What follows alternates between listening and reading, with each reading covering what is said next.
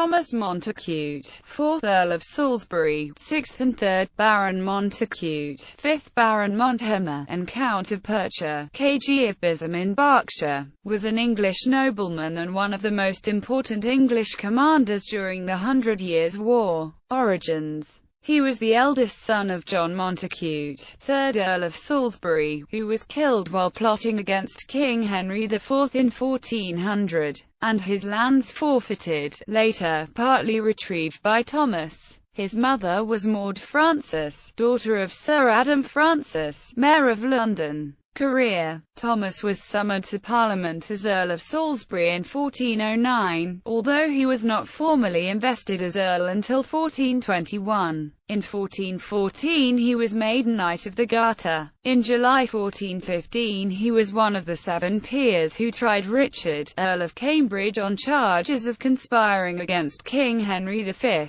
Montacute then joined King Henry V in France, where he fought at the Siege of Harfleur and at the Battle of Agincourt. Montacute fought in various other campaigns in France in the following years. In 1419 he was appointed Lieutenant General of Normandy and created Count of Perche. Part of Henry V's policy of creating Norman titles for his followers. He spent most of the rest of his life as a soldier in France, leading troops in the various skirmishes and sieges that were central to that part of the 100 Years' War. In 1425 he captured the city of Lemans and fought at the Siege of Orleans in 1428, at which he lost his life. Marriages and progeny. He married twice. Firstly to Eleanor Holland, a sister and eventual co-heiress of Edmund Holland, 4th Earl of Kent, and daughter of Thomas Holland, 2nd Earl of Kent. By Eleanor he had a daughter, his only legitimate child, Alice Montacute, who married Richard Neville, 5th Earl of Salisbury, who succeeded his father-in-law Geoffrey Uxorus as Earl of Salisbury. Secondly to Alice Chaucer, daughter of Thomas Chaucer and granddaughter of the poet Geoffrey Chaucer. Death. On the 27th of October 1428 he was wounded during the Siege of Orleans, when a cannonball broke a window near to where he stood, and died a few days later.